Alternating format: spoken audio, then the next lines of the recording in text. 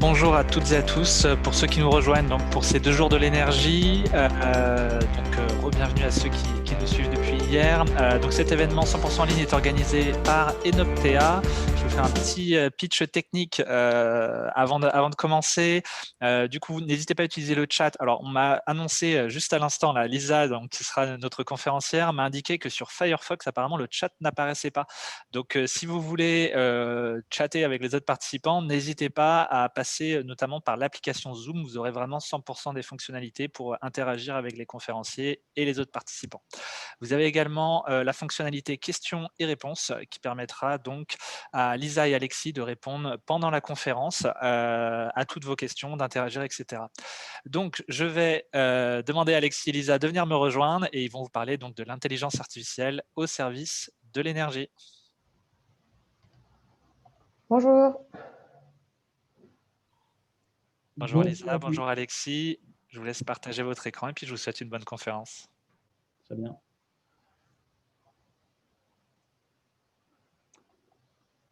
Bonjour à tous et bienvenue. J'espère que tout le monde peut bien voir mon écran, la présentation qui est affichée. Oui, c'est tout bon. Bienvenue dans cette session de webinaire sur l'intelligence artificielle au service de l'énergie. On est ravis de vous accueillir. Donc, je me présente, Alexis Collier, je fais partie de la société Probayes. Je suis responsable commercial chez Probayes et je suis accompagné aujourd'hui de Lisa et d'Alban. Donc, Lisa, je te laisse te présenter. Bonjour, moi je suis responsable technique de l'offre énergie chez Probayes. Et Alban qui répondra à vos questions. Donc, n'hésitez pas à poser des questions lors de cette présentation. C'est l'objectif. On va parler intelligence artificielle, on va parler énergie. Et on va démarrer maintenant en vous présentant justement les différents points qu'on sera amené à aborder aujourd'hui. Dans un premier temps, on vous présentera rapidement notre société, Probayes. Puis, on rentrera dans le vif du sujet pour voir les liens entre l'intelligence artificielle et l'énergie. On illustrera cela par la présentation de cas d'études très concrets.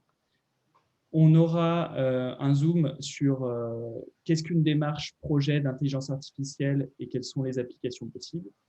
Et puis, on viendra conclure cette session de webinaire avec aussi également un temps de questions et de réponses.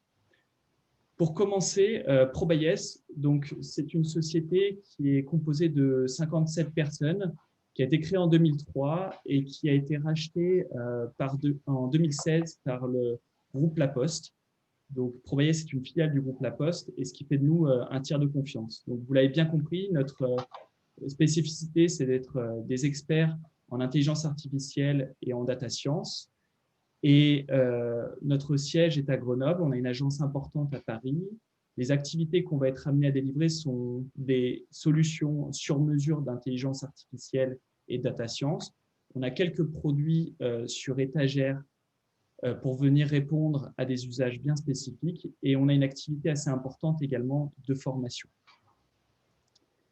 On a 4 grandes briques d'activité chez Probayes. On a le machine learning traditionnel, c'est là qu'on va retrouver toute l'intelligence artificielle, notamment avec des modèles de prédiction, d'explicabilité, de l'analyse de situation et de comportement. On va avoir une rubrique de vision par ordinateur et de fusion de capteurs. Donc ici, on est plus dans du traitement de l'image. On va penser ici surtout aux véhicules autonomes, mais on verra qu'il y a beaucoup d'usages également pour l'énergie. On a une rubrique de traitement automatique des langues, de NLP. C'est ici, dans cette brique, qu'on va retrouver les chatbots, mais pas que. Et puis, également, une rubrique assez intéressante pour l'énergie, qui est la recherche opérationnelle et l'optimisation combinatoire. Donc, on va voir aujourd'hui que pour l'énergie, ces trois grandes briques que sont le machine learning, la vision par ordinateur et la recherche opérationnelle sont assez intéressantes. L'intelligence artificielle et l'énergie, on va commencer cette partie en reprenant ensemble effectivement des chiffres assez macro sur la consommation d'énergie finale en France. Ce sont des chiffres délivrés qui sont sortis et parus en 2018. Donc, on voit très clairement que le résidentiel et le tertiaire, il y a des enjeux qui sont assez majeurs, assez considérables, parce que cela représente 45% de la consommation d'énergie finale en France, suivi par les transports à 32,4%, l'industrie à 19,5% et enfin l'agriculture à 3,10%. Donc, c'est des chiffres que j'imagine que vous connaissez assez bien de par votre activité, mais il est toujours bon de se les rappeler. Faisons un petit point maintenant sur l'aspect réglementaire pour l'énergie et je vais laisser Lisa vous parler de ce sujet. Donc l'idée ici, c'était surtout de montrer l'activité réglementaire actuelle. Donc juste de montrer qu'enfin, c'est devenu un sujet de plus en plus brûlant et sur lequel il y a beaucoup de réglementations qui sont en train de passer. Il y a bien sûr donc la loi énergie-climat avec des objectifs de réduction 40% de la consommation d'énergie fossile et notamment également la lutte contre les passeurs thermiques. Il y a le décret tertiaire qui a fait beaucoup couler d'encre ces derniers mois avec des objectifs de réduction de 40% de consommation d'énergie dans le tertiaire d'ici 2030 et des objectifs qui vont grandissant aux horizons 2040 et 2050. Les décrets applicatifs les arrêtés ont un peu tardé dû à la crise du Covid, mais c'est des choses, il y a des textes qui sont encore en étude jusqu'à la fin du mois et qui vont pouvoir continuer à rendre plus concret ce décret. Il y a des choses également qui se passent sur la mobilité, avec une loi d'orientation des mobilités qui est parue en décembre 2019, qui donne la priorité au transport du quotidien et notamment qui appuie beaucoup l'intégration du numérique. Donc, on va pouvoir voir de nouveaux services qui vont se développer, notamment sur tout ce qui va être multimodalité. Il y a le plan de relance, bien sûr, qui est orienté, entre autres, sur la rénovation énergétique et la décarbonation de l'industrie. La réglementation environnementale 2020 qui traite des bâtiments neufs et qui va avoir des objectifs très, très forts sur les performances de la construction. Et bien sûr, il y a le Green Deal ou le Pacte vert qui prône une Europe neutre en carbone d'ici 2050. Pour le moment, on a encore très peu de réglementations qui sont coercitives, mais on voit quand même qu'il y a une vraie urgence administrative et une vraie volonté politique de faire avancer les questions d'énergie. Donc, on est vraiment dans un sujet d'actualité. Donc, on voit que d'un point de vue réglementaire, il y a une actualité qui est assez riche. Maintenant, si on se focalise sur les enjeux dans l'énergie et sur la place que peut venir prendre l'intelligence artificielle dans l'énergie, on peut voir que l'intelligence artificielle, c'est réellement un accélérateur de la transition énergétique. On peut parler par exemple du fait que l'intelligence artificielle, elle va venir accélérer les développements technologiques. Elle va très clairement accélérer la recherche et développement. Elle va permettre une mise sur le marché qui sera beaucoup plus rapide des nouvelles technologies et notamment en diminuant les coûts. Il y a le concept également que vous devez connaître qui est le concept de jumeaux numériques qui va permettre de venir anticiper les usures, de planifier la maintenance. Donc l'intelligence artificielle ici, on voit que c'est clairement un accélérateur. Cette intelligence artificielle, elle permet également de l'optimisation, elle permet d'optimiser l'implantation et l'intégration du renouvelable en améliorant par exemple effectivement l'implantation des projets de production. On va penser ici aux hydrocarbures, en optimisant l'emplacement des sites, le solaire, les énergies éoliennes, et en permettant une gestion des réseaux et ce qu'on appelle le smart grid, donc la surveillance à distance, l'analyse des besoins et prévision. Et cette intelligence artificielle, enfin, elle permet une réelle valorisation des énergies renouvelables. Elle va permettre d'apporter des prévisions de production qui sont beaucoup plus fiables et donc de valoriser ces énergies renouvelables en assurant une réelle sécurité d'approvisionnement et du coup permettre une intégration dans le mix énergétique qui serait beaucoup plus aisée. Aujourd'hui, la problématique principale de ce webinaire, c'était de vous proposer de regarder plus en détail les différents postes de consommation d'énergie qui ont été identifiés par l'ADEME et de voir en quoi l'intelligence artificielle permet d'adresser efficacement ces différents postes. Pour cela, on va vous présenter différents cas d'études. Lisa va rentrer dans le détail sur des cas concrets qu'on a pu mener en accompagnant différents clients dans l'énergie. Donc ici, là, c'est de se dire si on part d'un besoin client qui va être à la fois de diminuer sa consommation énergétique, de rejeter moins de CO2 dans l'air ou d'éléments polluants dans l'eau, et de diminuer la production des déchets et d'en améliorer la gestion. Nous, quand on va arriver devant ce besoin client, on va pouvoir avoir 4 briques technologiques qu'on va pouvoir mobiliser. L'aéro et l'optimisation combinatoire, la prévision, l'apprentissage automatique et la vision. Donc, c'est vraiment les 4 briques sur lesquelles on va pouvoir s'appuyer pour avancer.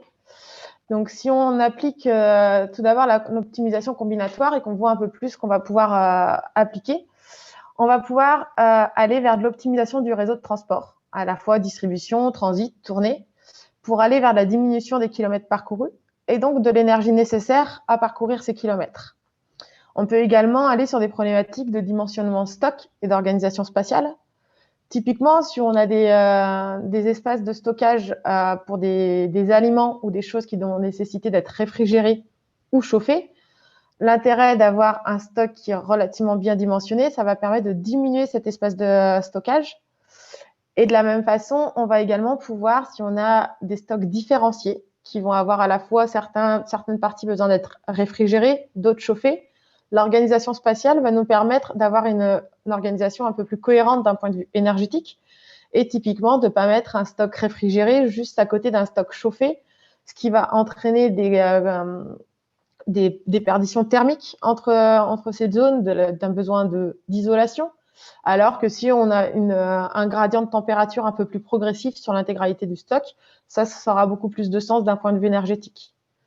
Cette même optimisation géométrique, elle peut nous servir également à aller étudier le placement de produits et de déchets pour aller vers de la diminution du nombre de véhicules nécessaires, soit à l'évacuation des déchets, soit au transport de marchandises. Et donc, on revient sur une diminution de kilomètres parcourus et donc de carburant nécessaire. Pour avoir une illustration un peu plus concrète sur un projet qu'on a mené, ici, on a traité de l'optimisation du transport de colis pour la Poste à l'échelle du territoire français, donc avec un grand nombre de liaisons de transport à activer. Malgré le grand nombre de paramètres qu'on a dû prendre en compte et modéliser, les solutions optimisées sont obtenues en 10 minutes avec des gains de 5 à 20% par jour sur le coût de transport total. Alors bien sûr, ici, il faut bien entendre que les 5 à 20% par jour, ce ne sont pas des gains énergétiques uniquement. Il y a également embarqué toute une partie de main-d'œuvre salariale, mais le gain kilométrique et donc le gain d'énergie reste une vraie partie des gains réalisés.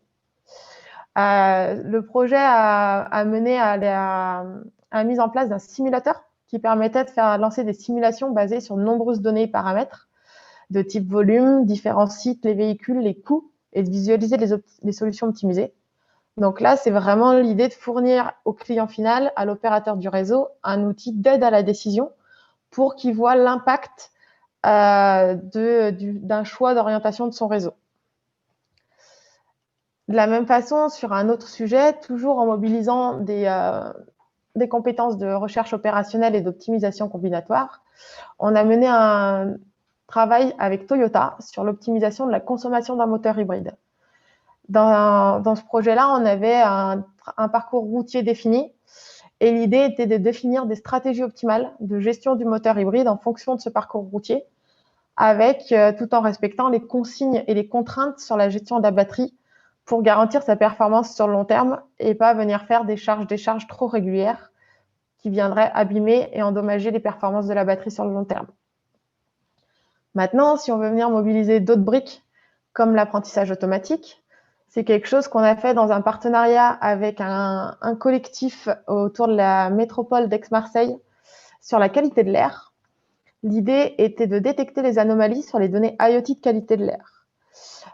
Donc, il y a eu plusieurs campagnes citoyennes menées avec des capteurs IoT divers et variés, dont on sait que qui dit capteur IoT dit performance un peu moindre, notamment par rapport à des capteurs industriels sur la qualité de l'air, comme on peut en trouver dans les stations météo. L'idée était ici d'arriver à quantifier et qualifier la donnée reçue pour l'utilisateur final, pour monsieur, madame, tout le monde, pour lui dire à quel point il pouvait se fier ou non à la valeur qu'il était en train de mesurer. Donc, on a pu obtenir, donc créer une méthode qui permettait de déterminer les anomalies à éliminer, qui étaient non explicables statistiquement et physiquement. Et on a été également capable de qualifier ces anomalies, si c'était une anomalie géographique ou une anomalie temporelle, et ainsi amener de l'information qualitative à l'utilisateur final. Après, ces compétences et ces différentes briques technologiques, on va pouvoir les combiner. Et pour les combiner, par exemple, si on combine l'apprentissage automatique avec la prévision, ça va nous permettre de proposer des solutions de maintenance prédictive. Alors tout d'abord, une définition. Par maintenance prédictive, on entend la capacité de prédire une panne d'un équipement clé à partir de données capteurs mesurées en temps réel. Première question, on peut se poser quel est l'intérêt de la maintenance prédictive pour l'énergie, quel est le lien? Le lien, il va se faire à deux niveaux. Tout d'abord, la maintenance prédictive, ça va nous permettre de diminuer les investissements en équipement et donc de prolonger la durée de vie des machines de 3 à 5%. Donc là, on retrouve les objectifs de sobriété prônés par Negawatt qui vont être un des 3 piliers de la transition énergétique. Donc, on est en plein dans le sujet. Et notamment, il y a également une étude de marché sur la maintenance prédictive qui a été réalisée par McKinsey et qui identifie l'énergie comme le secteur avec la plus forte croissance attendue d'ici 2024.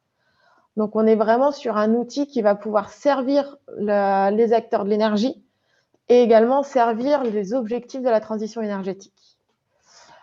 Pour donner un exemple d'application qu'on a pu réaliser pour Aquem, donc qui est dans le domaine de la métallurgie, qui avait besoin d'une maintenance conditionnelle de machines tournantes. Ici, sur ce projet, donc, on a pu arriver à détecter 90% des pannes avec une anticipation et un gain de temps sur la maintenance et un diagnostic qui était automatisé et fiable. C'est une solution qui a été vendue en 2013 à Aquem, qui est exploitée depuis par le client et qui peut continuer à faire appel à nous pour mettre à jour les modèles d'IA pour aller vers toujours plus d'augmentation de ce pourcentage de détection de panne.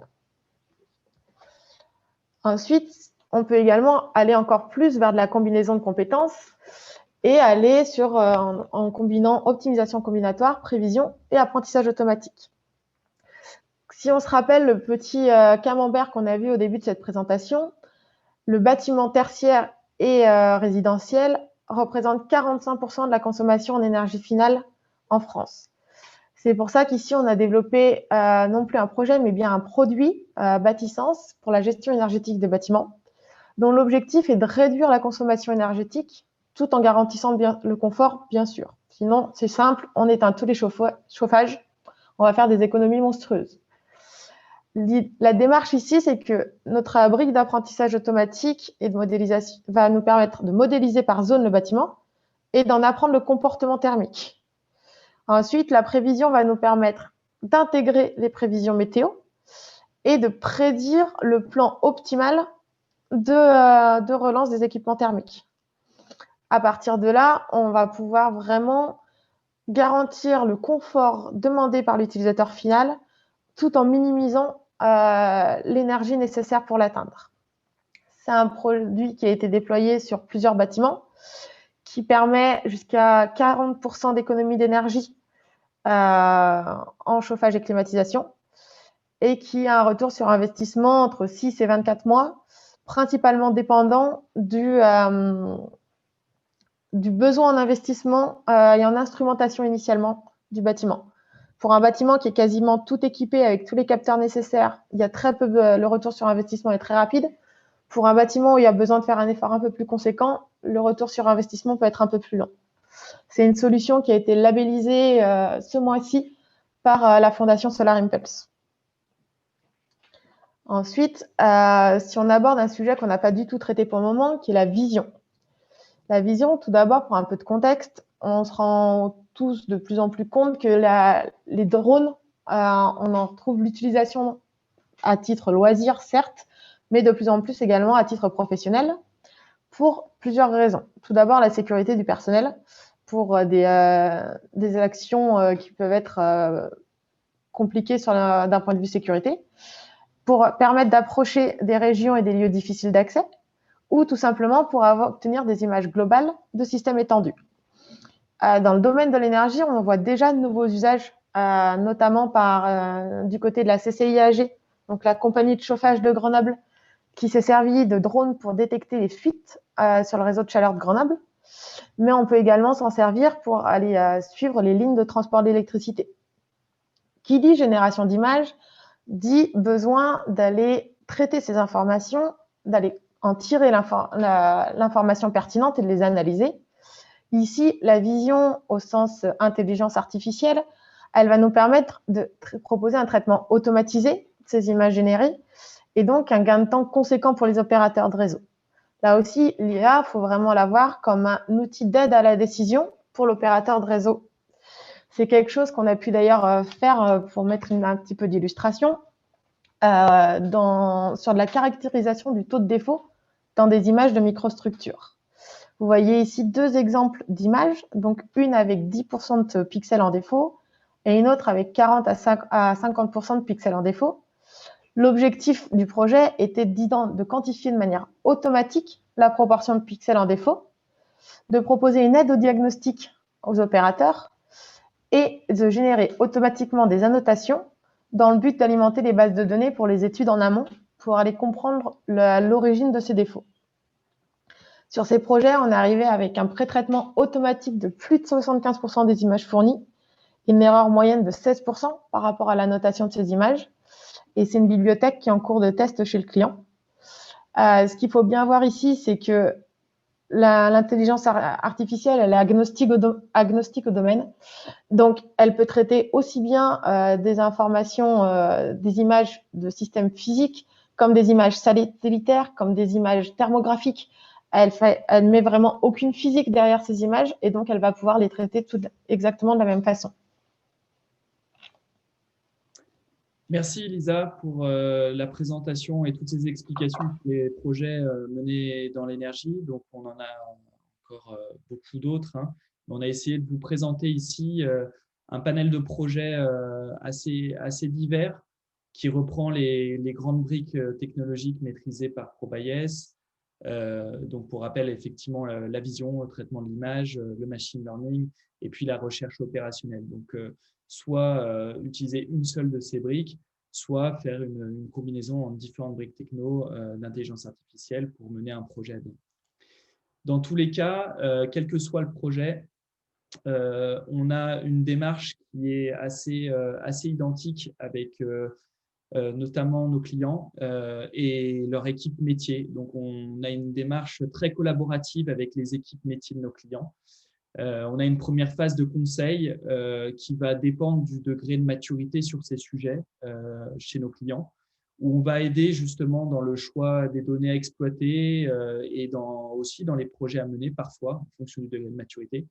Mais là, il y a une collaboration qui est très forte sur cette phase-là pour pouvoir passer à la phase suivante qui est la mise en place d'un projet pilote, d'un POC, pour évaluer la pertinence du besoin qui a été identifié dans la phase de conseil, la mise en place d'un prototype, une phase d'industrialisation qui est très importante pour permettre de venir intégrer la solution sur mesure qui a été déterminée via le POC dans l'environnement du client. Donc ça, c'est une phase qui est très importante, comme vous pouvez vous en douter. De la maintenance et puis une logique exploratrice avec toujours des projets R&D. Donc, une démarche assez identique chez l'ensemble de nos clients. Quelques cas d'application avant de terminer. On a déjà parlé d'un certain nombre de choses par l'illustration des projets ou par les liens entre l'intelligence artificielle et l'énergie dans cette présentation. Quelques cas d'application néanmoins. La rationalisation du réseau logistique. On vous a présenté des choses sur l'optimisation des coûts du transport. La consommation des bâtiments, bien entendu, avec les réseaux chauds, froids, ventilation, tout ce qui est mobilité verte, les moteurs hybrides, la qualité de l'air, la gestion des réseaux de distribution d'énergie, également les réseaux de chaleur, les lignes électriques, l'eau, la détection de fuite, la gestion optimisée multisource, biomasse, gaz, fuel, les stratégies de stockage pour les fermes PV, l'agrivoltaïque, les éoliennes, et l'effacement et la valorisation de la production d'énergie. Bien se dire en conclusion, et ça c'est très vrai pour les cas d'application qu'on vient de vous citer, c'est que l'intelligence artificielle, c'est un terme qui est pas mal galvaudé en ce moment, on en voit de plus en plus de partout, mais néanmoins, on voit que ça se démocratise de plus en plus dans l'énergie actuellement, mais que ça reste quand même également un domaine d'experts. Néanmoins, cette intelligence artificielle, elle est agnostique au domaine, donc elle peut venir adresser différents aspects et elle a une capacité de prédiction qui peut amener à faire des économies d'énergie qui sont très conséquentes. Dernier point de cette présentation, rappeler que l'intelligence artificielle, c'est un sujet bien entendu majeur, mais qui est lié aux sources de données que nos clients peuvent avoir.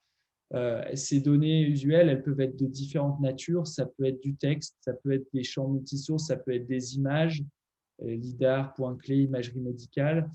Ça peut être des signaux, capteurs, du son, de la vidéo, des logs, de la data. Voilà, donc chez nos clients, dans les projets, on va retrouver ce genre de sources de données, plus ou moins variées, mais la plupart du temps, ces données, elles sont déjà présentes et il reste à pouvoir les traiter, les analyser et mettre en place des projets d'intelligence artificielle. Merci pour votre participation à ce webinaire. On a terminé la présentation de ce jour. Je vous propose maintenant de prendre vos questions et de pouvoir répondre à l'oral à toutes vos questions.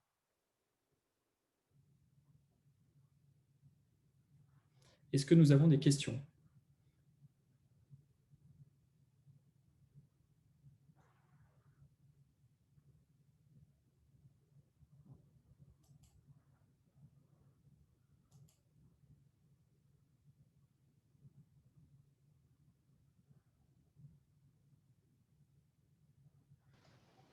Bonjour, donc on a une question dans le chat sur le pilotage d'équipement. Est-ce qu'on fait du pilotage d'équipement basé sur les prévisions, notamment dans l'énergie ? Typiquement, la solution Bâtissance qu'on vous a présentée, elle fait du pilotage d'équipement. Donc ça recouvre vraiment toute la chaîne depuis la modélisation à l'apprentissage jusqu'au pilotage effectif des équipements en fonction des plans optimaux de relance du chauffage et des climatisations qui a été calculé. Donc, c'est quelque chose qu'on est capable de faire.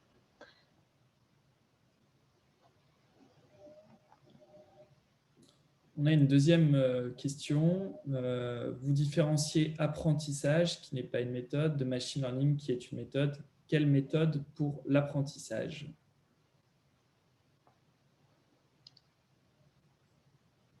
Ici, ce qu'il faut bien voir, c'est qu'on a on a des experts en machine learning, en vision, en recherche opérationnelle qui ont à disposition tout un tas d'outils à l'état de l'art d'apprentissage, de deep learning, de machine learning. On maîtrise pas l'intégralité des technologies d'intelligence artificielle qui existent parce que de toute façon, elles se développent toujours plus, mais une grande partie. Et c'est vraiment quelque chose qu'on vient adapter en fonction de la problématique. Ici, on a fait de la différenciation en grandes briques macro, très macro, pour pouvoir donner une vision des différentes expertises. Mais c'est un découpage qui est très macro et qui n'est pas du tout représentatif de l'expertise technique des data scientists de ProBayes. Ok, merci Lisa pour cette réponse. Autre question, sur quel type de bâtiment peut être installée la solution Bâtissence? Bâtissance, du coup, ça peut être installé sur tout bâtiment tertiaire. Pour le moment, c'est une solution qui est installée sur des gymnases, sur des bureaux, sur des entrepôts logistiques. On n'est pas allé pour le moment sur le résidentiel, mais par contre, on peut traiter n'importe quel bâtiment tertiaire.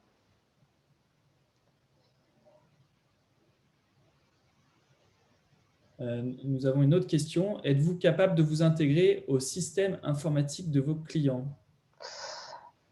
Alors oui, c'est quelque chose qu'on fait de manière systématique. Alors souvent, il y a besoin pendant le projet de rapatrier la donnée ou une partie de la donnée chez nous pour permettre de visualiser et de travailler au développement des solutions.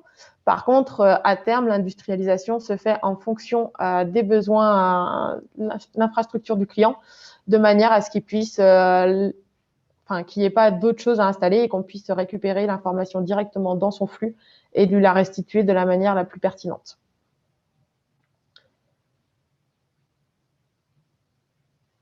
Ensuite, on a une question pour les données, en particulier pour l'économie d'énergie de bâtiment. Pouvez-vous les étiqueter ou doit-on faire appel à un expert pour cela? Alors, je ne suis pas sûre de comprendre ce qu'on entend par étiquetage. Si on est sur des étiquettes d'énergie, nous, il faut faire appel à un expert pour cela. Nous, on est vraiment sur l'optimisation en phase d'exploitation du bâtiment. Donc, c'est vraiment l'idée de se dire, en phase d'exploitation, quelle est la meilleure manière de gérer les installations? Il ne s'agit pas de faire, on donne des indicateurs, mais ils ne sont pas forcément valables comme indicateurs de référence aux termes réglementaires. D'accord, on a deux questions encore. Une sur la propriété intellectuelle. On peut peut-être commencer par celle-ci. Je te laisse prendre la main sur celle-là, Alexis. Oui, alors propriété intellectuelle, bien entendu. Donc effectivement, on est en capacité, nous, en tant que tiers de confiance, de gérer tout type de données. Donc bon, on n'a eu aucun problème à ce niveau-là côté ProBayes. Une autre question qui est de Didier. Développez-vous des mises en œuvre d'intelligence artificielle à intégrer dans un produit? Comment le valorisez-vous? Frais de développement, licence, quid de la propriété industrielle cette fois-ci? Alors ça, c'est vraiment des choses qu'on étudie, comme l'expliquait Alexis dans la démarche. On a vraiment toute une première partie de discussion avec les experts métiers pour bien identifier le besoin. Après, la propriété intellectuelle et industrielle, comme il vient de l'expliquer, du code qu'on développe et à disponibilité du client. Il a payé pour cette prestation et donc il détient le code qu'on développe spécifiquement pour son application. Après, selon les projets, selon les besoins, il y a différents modèles d'affaires possibles. Soit c'est de la prestation one-shot qui a un coût et qui est déployé. Après, s'il y a des besoins de maintenance applicative, de développement de nouveaux algorithmes au fur et à mesure de la vie du produit, on peut imaginer des modèles d'affaires plutôt en licence, en frais de développement. Ça, c'est vraiment, on a déjà expérimenté tous les modèles. Ça dépend du besoin client, des modalités de collaboration. Oui, tout à fait. Sur ce point-là, effectivement, on est en capacité de venir nous s'adapter. On va de toute façon être dans une démarche très collaborative avec les besoins métiers. Et effectivement, à partir du moment où on est sur de la solution sur mesure, on va nécessairement s'adapter à ces besoins. Après, effectivement, on a quelques produits sur étagère qui répondent à des usages un peu spécifiques. Par exemple, on est en capacité de faire l'intelligence artificielle sur la détection de fraude de transactions carte bancaire. Ici, c'est un produit, on sort du domaine de l'énergie, bah là, on est sur des modèles avec effectivement plus de licences. Mais sinon, on va réellement s'adapter à tout type de projet. Et quand on délivre de la solution sur mesure, venir beaucoup discuter en amont dans la phase de conseil avant de proposer des approches tarifaires. Est-ce que nous avons d'autres questions?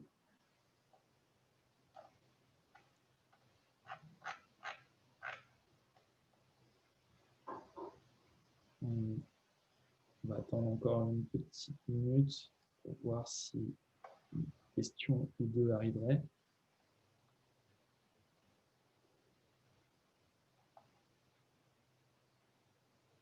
Est-il possible de coupler différentes sources de données? Alors oui, bien sûr, puis c'est non seulement possible, mais indispensable. Enfin, je ne connais pas un projet sur lequel on fonctionne avec une source de données unique.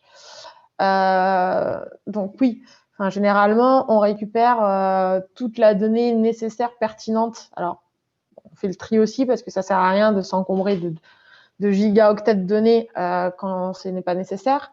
Mais on est en capacité de venir coupler de l'information contextuelle, de différentes sources, de l'information capteur, de l'information issue de logiciels de gestion d'usine, par exemple. Donc ça, c'est vraiment quelque chose qui est non seulement possible, mais essentiel à l'application des algorithmes de machine learning.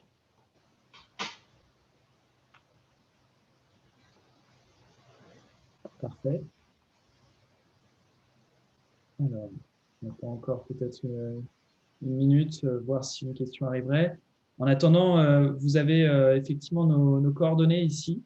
Donc, si cette présentation a répondu à vos attentes et que vous souhaitez aller un peu plus loin dans le détail d'un projet d'énergie avec nous, n'hésitez pas à nous contacter.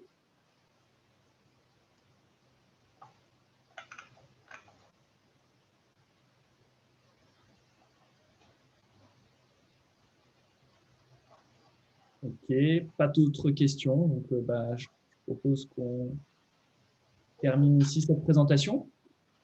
Merci beaucoup pour votre participation à tous. On vous souhaite une très bonne journée et on espère que cette présentation a répondu à toutes vos attentes. Merci.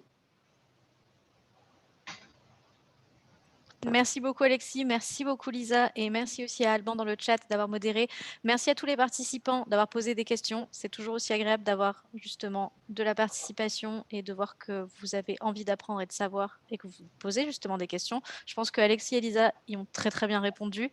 En tout cas, n'hésitez pas à continuer la journée avec nous. On reprend à 14 h avec Frédéric Catrin d'Énergie 3 Pro Watt qui va nous parler de comment intégrer la performance énergétique dans les contrats de maintenance. En tout cas, Alexis, Lisa, je vous souhaite une excellente journée. Merci. Je vous souhaite un bon appétit à tous et à très bientôt. À bientôt. Au revoir.